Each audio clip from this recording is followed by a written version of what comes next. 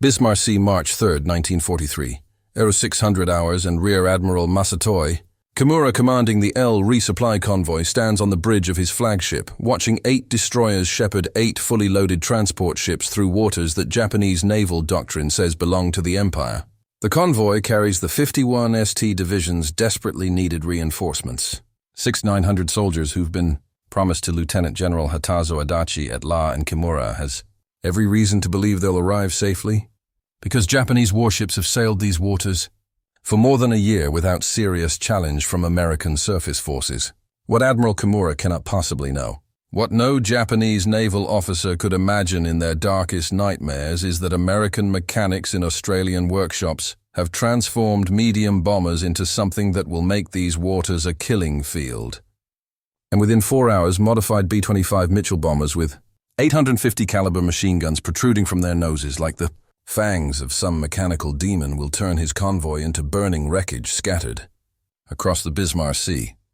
The Japanese Navy's confidence comes from experience, from victories at Pearl Harbor and the Java Sea, from the seeming inability of high-altitude American bombers to hit moving ships, and from the belief that their destroyers' anti-aircraft guns can handle any low-flying aircraft foolish enough to approach within range.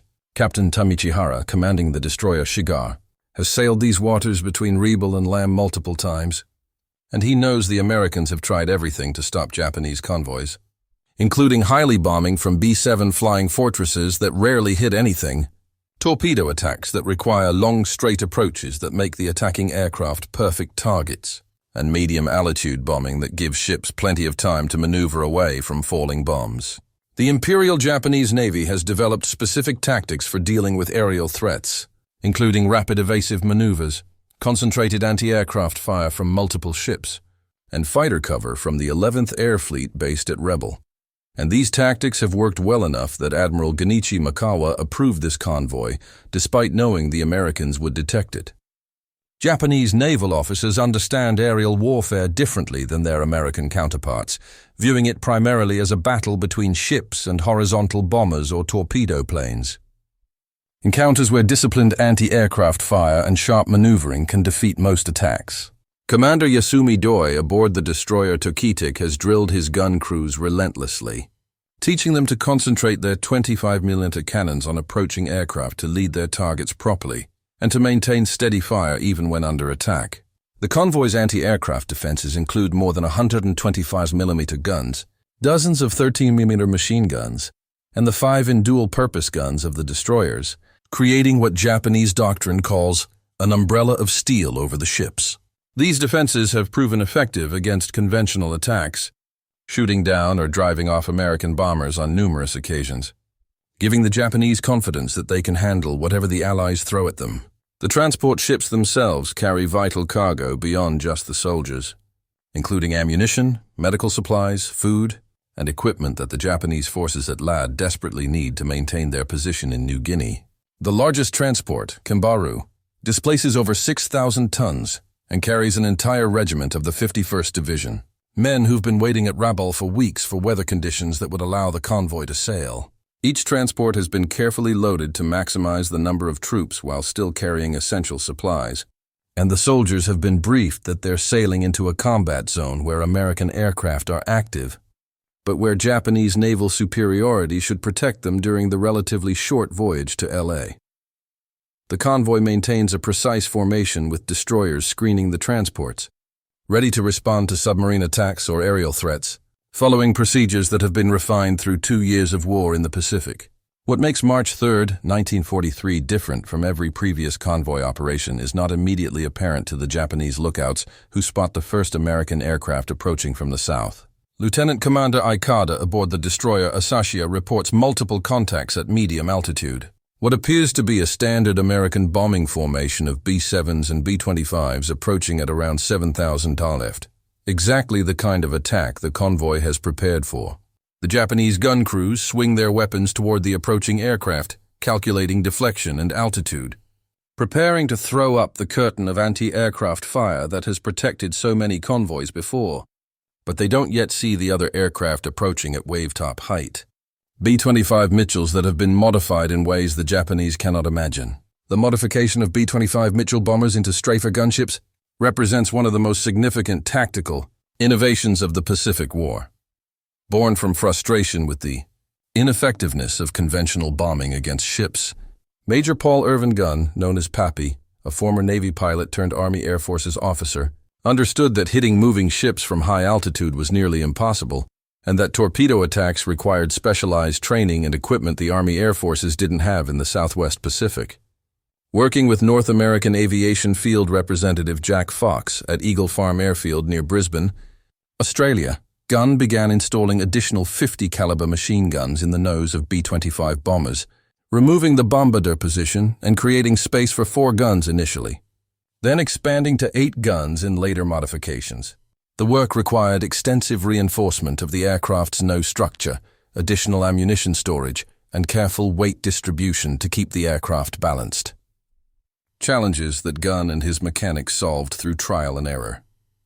The 50 caliber machine guns chosen for these modifications fired the M8 armor-piercing incendiary round, a 619-grain projectile that traveled at 2,110 ft per second, capable of penetrating the deck armor of destroyers and setting fires with its incendiary component. Each gun could fire 850 rounds per minute, meaning 8 guns firing together unleash 6,800 rounds per minute, a stream of destruction that could literally soar through a ship's superstructure, destroy anti-aircraft positions, and kill exposed crew members before they could react. The psychological effect of facing this weapon would prove as devastating as its physical destruction. As Japanese sailors who survived these attacks would describe the terror of seeing a B-25's nose light up with muzzle flashes, knowing that hundreds of armor-piercing rounds were about to tear through their ship. The development of skip bombing tactics complemented the Strafer modifications perfectly, allowing B-25s to attack ships at mass height while delivering bombs with deadly accuracy. Major William Benn of the 43rd Bombardment Group had pioneered the technique using B-7s, discovering that bombs dropped from 200 to 250 ft above the water would skip like stones, bouncing into the sides of ships or exploding close enough to cause fatal damage. The technique required precise timing and incredible courage as pilots had to fly straight and level toward their targets at low altitude, making themselves perfect targets for anti-aircraft fire. But the accuracy achieved was revolutionary compared to high-altitude bombing. Pilots practiced endlessly against the wreck of SS Pruth on a reef near Port Moresby, learning to judge distances, speeds, and release points until they could consistently skip bombs into targets.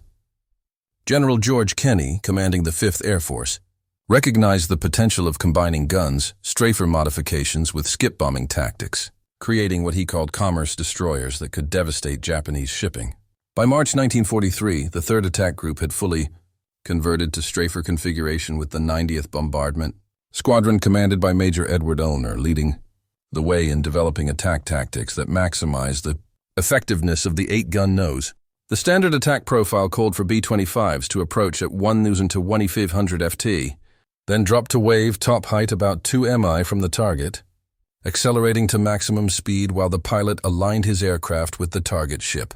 At 1,500 yards, the pilot would open fire with all 8 nose guns, hosing the target with armor-piercing incendiary rounds while maintaining his approach for skip bombing. The first indication Admiral Kimura has that something unprecedented is about to happen comes when the B-7s at 7,000 ft begin their bombing runs, drawing the attention of every Japanese anti-aircraft gun in the convoy.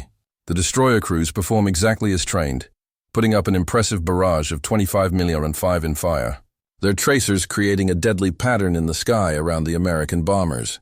But this is exactly what the American planners intended. While every Japanese eye watches the high-altitude bombers, while every gun barrel points skyward, 13 Royal Australian Air Force Beaufighters and 12 B25 Mitchell Strafers of the 3rd Attack Group come in at wave-top height from the southwest, approaching so low that their propeller wash creates spray patterns on the ocean surface. Major Edward Ulner leads the B-25 attack in his Mitchell, nicknamed Ruthless.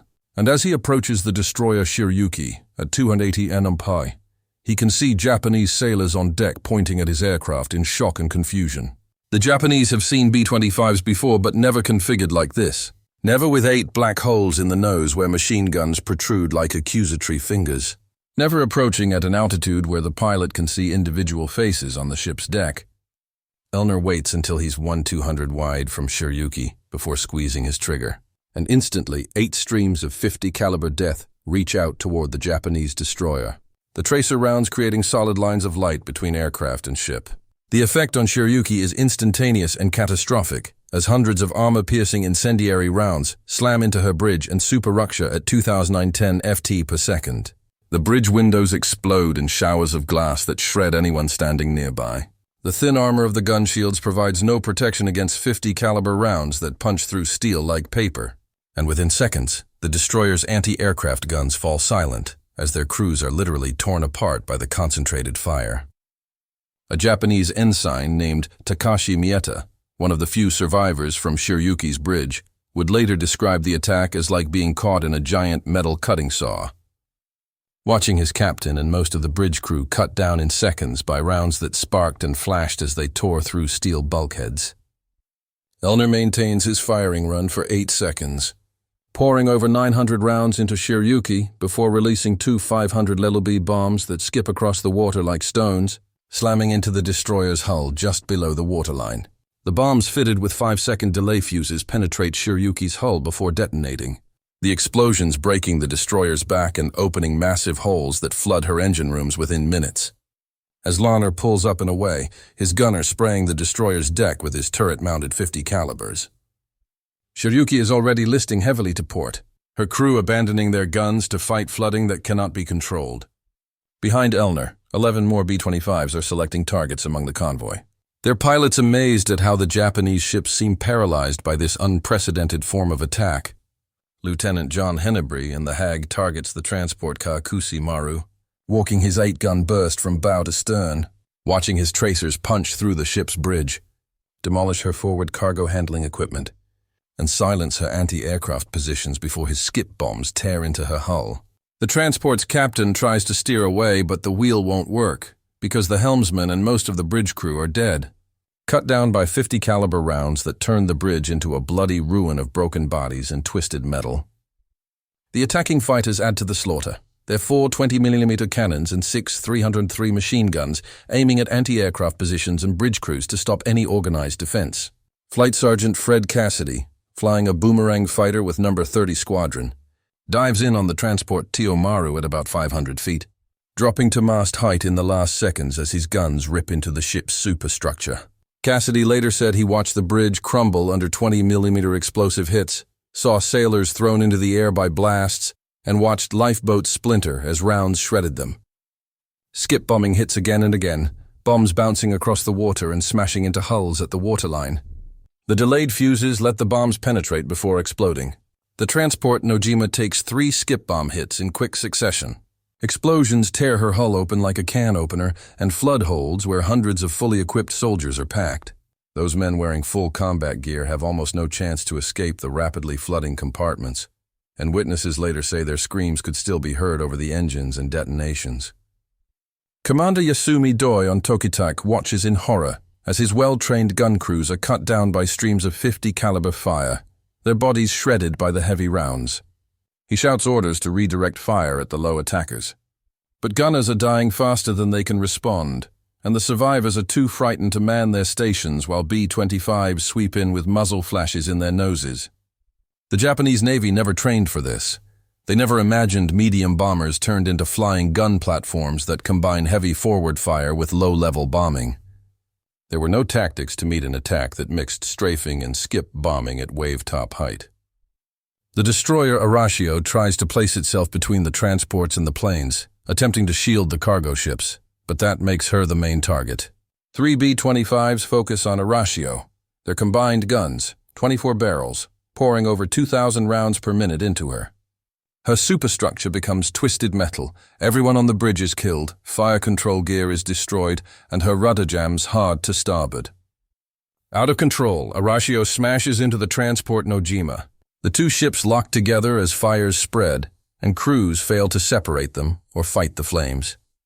Admiral Kimura watches from his flagship as the convoy falls apart and struggles to understand what is happening. The attack does not fit any known pattern. The Americans are not making torpedo runs or high-altitude bombing, but are coming in almost point-blank with automatic weapons that turn ships into slaughterhouses. He orders evasive moves, but the B-25s are too fast and too many, coming from every direction and spitting death at any ship that tries to hold formation. The transport Ogoa Maru becomes a main target after her captain turns to show broadside, giving the attackers a perfect aim. Lieutenant Donald McCullough in Sleepy Time Gal comes in from the beam and opens fire at 1,500 yards. His 8 nose guns send a stream of armor-piercing incendiary rounds into Ogoa Maru at the waterline, igniting cargo holds where ammunition and fuel are kept and causing secondary blasts that blow out whole sections of hull. His skip bombs finish the job, breaking Ogoa Maru in two so fast that most of the 1,500 soldiers aboard have no chance to escape. The entire attack lasts only about 15 minutes, but in that short time, the organized convoy becomes a scattered mass of burning, sinking wrecks. The destroyer Asagumo, trying to pick up survivors, is herself hit by 2 B-25s, whose guns clear her decks of men before skip bombs open holes below her waterline. Sailors in the water who think they might be safe find B-25s strafing lifeboats and swimmers. The American pilots are following orders to stop any Japanese reinforcements from reaching New Guinea. By 10:15 a.m., as the last B-25 heads south, Admiral Kimura looks at the destruction and realizes the Imperial Japanese Navy has just faced something that will change naval warfare in the Pacific. All 8 transports are sinking or already down, leaving burning markers as they slip beneath the waves, taking with them crucial supplies. 4 of 8 destroyers are lost, including his former flagship Shiryuki, and the survivors are damaged, decks full of dead and wounded, superstructures riddled with .50 caliber holes. When the remaining ships try to rescue survivors, they find the sea full of bodies and debris and very few living men. Of the 6,900 troops who left Rabaul, fewer than 1,200 eventually reach Leh, most rescued later by Japanese submarines. The majority of the 51st Division is wiped out not in ground fighting, but by converted bombers that turned transports into death traps in minutes. Captain Tamichihara, one of the few senior officers to survive, later wrote that the attack felt like being sawed in half by concentrated gunfire. The psychological blow to the Imperial Japanese Navy was worse even than the physical losses. Officers who had dismissed American bombing now faced the reality that the United States had a weapon their traditional defenses could not stop. A B-25's nose guns together had more forward-firing automatic firepower than many destroyers, and unlike ship guns, these weapons could be aimed quickly and used with the speed of aircraft. Japan's surface combat doctrines had no answer to flying gunships that could destroy a convoy in minutes. Admiral Isoroku Yamamoto received the report of the Bismarck Sea disaster in shock, and understood at once that Japan could no longer risk surface ships where American aircraft could reach them. The Navy's inability to protect even a well-escorted convoy meant resupplying forward posts would become nearly impossible, dooming garrisons across the Solomons and New Guinea. Yamamoto ordered an immediate review of convoy procedures and anti-aircraft defenses, but privately told aides there might be no effective counter to the new B-25 Strafers. The conversion of the B-25 from a regular medium bomber into a Strafer gunship was a triumph of American mechanical creativity, born from battlefield necessity rather than pre-war plans. Major Paul Irvin Gunn and mechanics working in rough conditions created a weapon that proved more useful against shipping than many purpose-built attack planes, showing a talent for quick innovation. The 8-gun nose would become standard on late B-25J models, and North American Aviation later built versions with up to 18 forward-firing .50 caliber machine guns. After the Bismarck Sea attack, B-25 Strafers spread across the Southwest Pacific wherever Japanese shipping tried to move.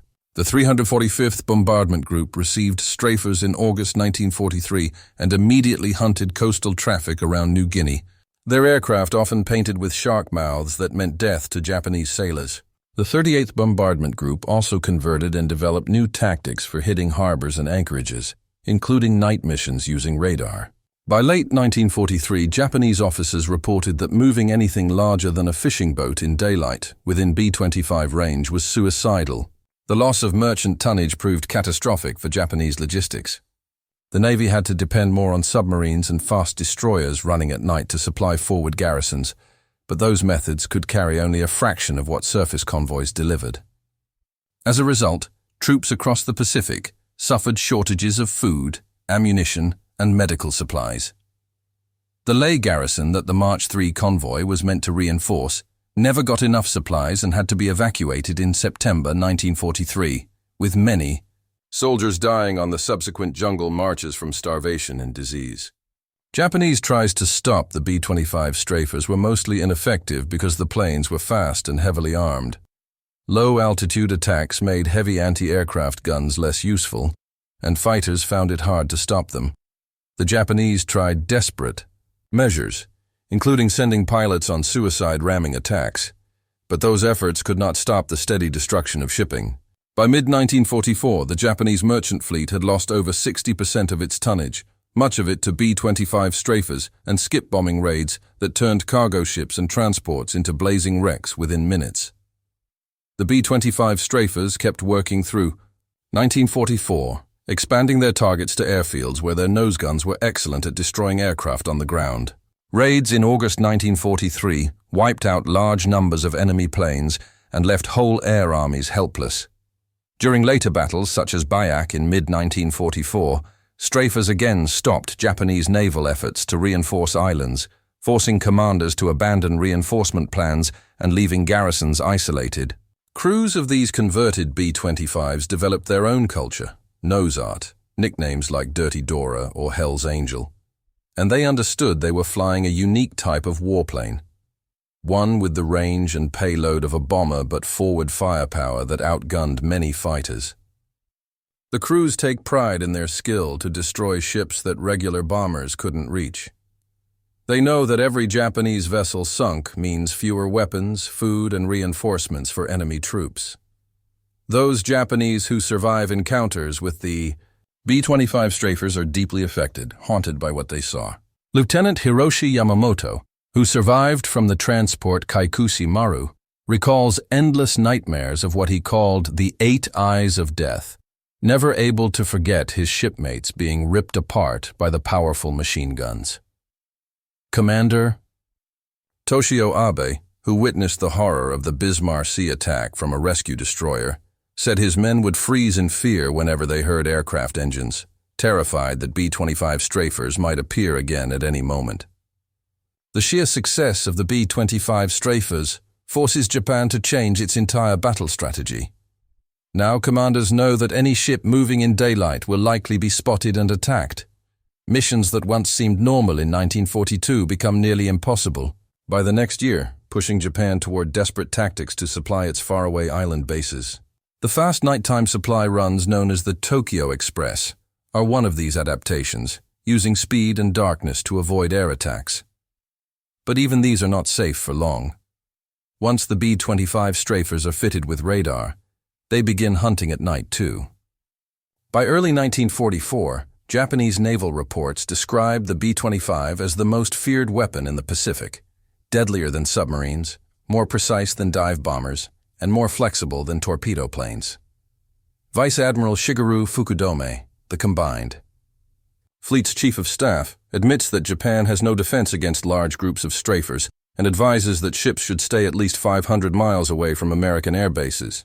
This means that huge areas of the Pacific are now under American control, since the B-25s can reach almost anywhere from forward bases. The Australians also play a major part in this effort. Royal Australian Air Force pilots fly B-25 Strafers alongside Americans, starting in 1944. Their planes, marked with RAF insignia, but carrying the same deadly 8-gun noses, are especially effective against Japanese ships near the East Indies. Their deep knowledge of the region helps them find targets hidden from American crews. As the war goes on, the B-25 Strafers are constantly improved. They get rocket launchers, better gun sights, and even a few with 75mm cannons for attacking bigger ships. The final version, the B-25 J-22, carries 8 nose guns, 4 mounted on the sides and more in the turret, waist, and tail. A total of 18. 50 caliber machine guns capable of destroying multiple ships in one pass. When German and Italian forces learn about these American gunships through intelligence, they're amazed. The Luftwaffe tries copying the idea using their Junkers Ju-88 bombers, adding front cannons for anti-ship missions, but never manages to match the sheer power of the B-25. Italian pilots also use skip bombing, But without the heavy forward guns, they can't silence enemy defenses like the American aircraft can. The B-25 Strafer's influence goes far beyond World War II. Its concept of a heavily armed gunship directly inspires later planes like the AC-47 Spooky and AC-130 Spectre used in Vietnam and beyond. Turning a regular aircraft into a flying fortress becomes a key part of American military thinking, all tracing back to Pappy Gunn's work in Australia. After the war, Japanese historians recognized the B-25 Strafer as one of the most game-changing weapons of the Pacific, comparing its impact to radar and code breaking. Professor Masanori from Japan's Defense University writes that these bombers not only destroyed ships, but shattered Japan's entire naval strategy, forcing them to stop offensive operations earlier than expected. Because Japan couldn't protect its convoys, its forces on distant islands were left starving and isolated. Stories of individual B-25 attacks become legends among the crews.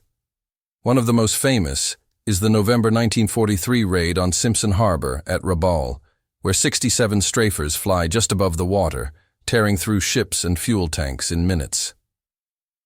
Witnesses describe the harbor as a sea of burning oil and exploding shells, with no one able to attempt rescues because of ongoing strafing runs.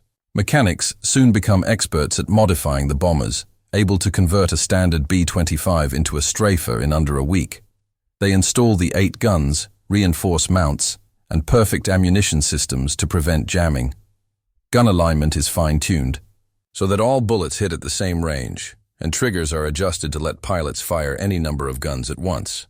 Pilots also perfect skip bombing, learning to approach at slight angles to avoid anti-aircraft fire while still aiming accurately. They find that dropping bombs at 60 feet and about 300 yards from the target gives the best bounce across the water before impact. The Japanese, desperate to fight back, add more anti-aircraft guns and try sudden course changes, but the B-25's speed and accuracy make these efforts nearly useless. Even radar-guided guns can't stop the overwhelming attacks by large groups of strafers. The crews who keep these planes flying work under tough, primitive conditions. The Pacific's humidity rusts guns, so maintenance teams spend nights cleaning and repairing them. They know that any failure could mean death for the airmen. Intelligence is also critical. Coast watchers, submarines, and code breakers constantly feed information to B-25 squadrons, allowing surprise strikes at the right moments. No Japanese ship feels safe within hundreds of miles of an American airbase. Still, these missions come at a heavy cost. Low-altitude attacks expose the planes to ground fire, and many don't make it back. The 3rd Attack Group alone loses more than 40 aircraft. Pilots endure extreme mental strain, flying directly into enemy fire and pulling up at the last second. Many eventually break under the pressure and are relieved of duty. The B-25 Strafer's success changes U.S. military strategy, showing that field innovations can sometimes be more effective than weapons designed in factories. Leaders like General Kenny, who supported creative ideas even against standard military rules, play a vital role in this.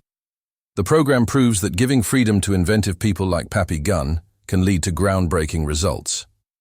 Japanese survivors describe the B-25 as terrifying, a weapon that turned killing into something mechanical and unstoppable.